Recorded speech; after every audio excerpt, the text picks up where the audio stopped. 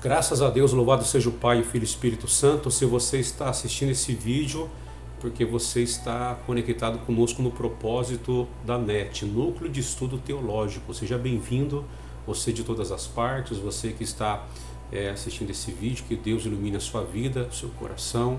E estamos aqui com o propósito, o objetivo de trazer sobre a luz da Palavra de Deus, obviamente, né, aquilo que a teologia ensina para nós. A palavra teologia, ela tem a sua origem no grego. Theos, Deus, e logia, estudo das coisas de Deus, ou seja, dos assuntos de Deus. Não que o homem quer estudar Deus, é impossível o homem estudar Deus, mas as obras de Deus, os feitos divinos, né? E a teologia, ela tem como maior objetivo ser um apoio, um suporte do conhecimento. Eu sempre digo que a sabedoria, ela vem de Deus, mas o conhecimento é nós que temos que buscar. Então, o conhecimento é algo que depende de nós. O conhecimento é algo que vem quando nós o buscamos, nós procuramos esse conhecimento. E eu quero iniciar já esse pequeno estudo, mas de várias particularidades das Sagradas Escrituras. Teremos textos bíblicos e eu quero iniciar aqui com uma oração. Senhor Deus, em nome de Jesus eu te peço que o Senhor neste momento venha estender a tua mão poderosa, a tua mão bendita sobre cada vida que está conosco neste propósito. Senhor, abençoe com o teu poder e derrama sabedoria sobre eles, e que nós possamos buscar o conhecimento da palavra no nome de Jesus. Glória a Deus, que Deus abençoe você. Eu vou começar aqui na primeira lição, tá? A Bíblia é a palavra de Deus. Aqui na apostila, eu vou ler e depois vou explicando para você. A primeira verdade que se pode dizer da Bíblia é que ela é, acima de todas as coisas, a palavra de Deus. Existe um número de pessoas, um grupo de pessoas que não acreditam que a Bíblia é a palavra de Deus. Muitas pessoas acham, né, que a Bíblia foi escrita por vontade do homem, foi o homem que quis colocar aí os seus dizeres, as suas manias, né, a sua vontade, e que fala de religião. Então, a palavra de Deus, ela traz para nós conforto, ela traz mudança, ela traz salvação, ela traz renovo na nossa vida. Quando você estiver nervoso, quando você estiver ansioso, leia a Bíblia. A Bíblia sempre será a palavra de Deus. No processo da redação da Bíblia, Deus supervisionou, dirigiu, ditou e moveu autores humanos, de modo que o resultado foi um livro inspirado por ele. Então toda a Bíblia, ela é inspirada por Deus. Nós vamos ver isso daqui a pouco em versículos bíblicos. A Bíblia é a palavra de Deus em um sentido que nenhum outro livro do mundo pode ser. O Espírito Santo ungiu com um sopro, uma inspiração, os seus escritores, capacitando-os a receber e transmitir mensagens divinas sem erros, né? Apesar do tempo e dos acontecimentos, Deus sabe cuidar do que é dele. O importante é a gente entender que a Bíblia Sagrada, ela tem em média 40 escritores. E esses homens de Deus, eles não viveram num tempo junto, ou seja, eles viveram em épocas diferentes. E o que mais chama atenção é que a Bíblia é um livro harmonioso, ou seja, um livro completa um outro. Então, são pessoas que não conheceram assim. São pessoas que escreveram a Bíblia num século, outras em outro século. Um habitava numa região, outra habitava em outra região, em outro país, em outra localidade, e mesmo sem eles se conhecerem, e mesmo sem eles compartilharem ideias, e a palavra de Deus tem uma harmonia tremenda. Então a Bíblia tem uma harmonia por quê? Porque Deus inspirou, Deus ditou para o homem para escrever. Se você é uma pessoa que não leu a Bíblia, você deve ler, deve começar em Gênesis para você entender. E para você ter ideia, a noção de como Deus falou de maneira profunda. Deus falou com Moisés os detalhes do tabernáculo, como deveria ser o sacrifício. Então o Moisés teve um contato com Deus e Deus foi ditando e ele deixou escrito para nós isso no livro de Êxodo. Vamos voltar para a apostila aqui. A palavra Bíblia, ela vem do grego biblion e significa um rolo pequeno de papiro. Papiro era um produto que foi elaborado no Egito Antigo, e eles descascavam cascas de uma certa planta, e ali eles faziam todo um trabalhar para que ele pudesse ser feito escritas, para que pudesse deixar escrito sobre a história da nação do Egito. E esse papiro começou a ser usado também para escrever relatos de acontecimentos que Deus ditava aos profetas, aos líderes daquela época. Então o papiro era um papel da época que foi usado para deixar registrado o que hoje você e eu temos, que é a Bíblia Sagrada. Mas para chegar à Bíblia Sagrada, muita coisa aconteceu, tá ok? Vamos continuar aqui no nosso estudo aqui. O Espírito Santo ungiu, para que tudo isso viesse a acontecer. Ele capacitou homens e mulheres de Deus para que essas palavras chegassem até você. Não é por acaso, não é coincidência, mas a Bíblia, ela facilita a nossa localização de um texto, porque ela foi separada em capítulos e versículos, e nós daqui a pouco estaremos vendo isso. Vamos continuar aqui então. Esta palavra no singular poderia ser traduzido por livro, quer dizer, a Bíblia significa livros, e a Bíblia é o plural de biblion, portanto significa livros. Então, se alguém perguntar para você o que significa a Bíblia, Bíblia significa livros no grego.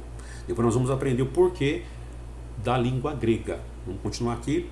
A Bíblia encontramos 66 livros, são divididos da seguinte forma: 27 no Antigo Testamento e 39 no Antigo Testamento e 27 no Novo Testamento. Então, 39 no Antigo Testamento e 27 no Novo Testamento, total de 66 livros. Esses livros são o canon da Bíblia. Nós aceitamos esses livros por causa do canon bíblico, ou seja, canon significa vara, esses livros inspirados. Algumas denominações, algumas igrejas, diferenciadas como o catolicismo, a Bíblia deles existem mais livros, mas aqueles livros o cristianismo em si, não aceitamos pelo fato desses não serem inspirados por Deus. São livros que trazem histórias, trazem relatos, mas não inspirados por Deus, ok? Sobre informações. E quando nós vamos escrever sobre um texto, vamos montar um sermão, uma mensagem, nós temos que sempre descrever de certa forma o nome, por exemplo, Mateus capítulo 1, verso 2. Então, M grande, T pequeno, o capítulo é sempre o número maior e o versículo sempre o número menor. Mas isso aí eu já sei, tudo bem, mas isso é para você entender de maneira simples, porque nós estamos começando no básico da teologia básica, ok? Vamos continuar aqui então. A Bíblia é um livro no qual Deus se revela, ou seja, se dá a conhecer aos seres humanos, de modo natural ou sobrenatural. Vejamos a diferença entre inspiração e revelação. Eu quero dar uma dica para você, tá? Quando você estiver estudando conosco, aqui pela NET, Núcleo de Estudos Teológicos, você precisa ter um caderno em mão, você precisa ter uma caneta para fazer anotações, tá? Nós temos aula presencial, na nossa igreja, mas algumas pessoas não conseguem fazer aulas presenciais, por isso estamos fazendo aulas online, não ao vivo, não ao vivo ainda, mas estamos fazendo aula, vídeo aula no caso. E, bem resumidamente, estou trazendo para você esse conteúdo da teologia básica. Vamos falar um pouco sobre inspiração. Inspiração é quando Deus fala através dos homens. Quando você vai à igreja e o pastor está pregando a palavra, alguém entrega algo de Deus para você, Deus ele fala através dos homens, ou seja, Deus usa o homem como um veículo, como um canal.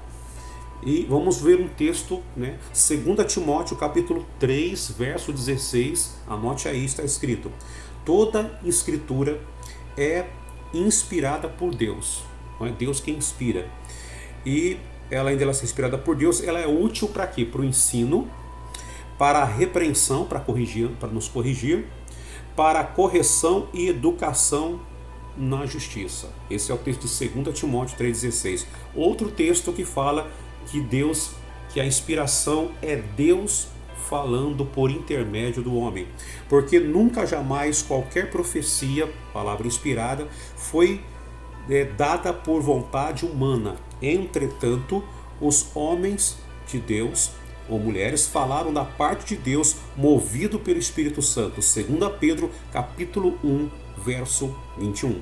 Vamos ver agora sobre revelação. Revelação. Deus fala aos homens, diretamente com os homens. Uma revelação é quando Deus fala diretamente conosco. A revelação, ela pode vir de várias maneiras. Pode vir através de um sonho, através de uma visão, através de uma impressão que nós temos no nosso espírito, mas nós vamos detalhar a maneira com que Deus fala conosco mais para frente do nosso curso básico. Diz assim, a revelação, então, Deus fala aos homens ou para os homens. Vamos usar um texto aqui para nós entendermos isso. Gênesis 17, verso 7, anota. Gênesis 17, verso 7 diz: estabelecerei a minha aliança entre mim e ti, a tua descendência, no decurso das suas gerações.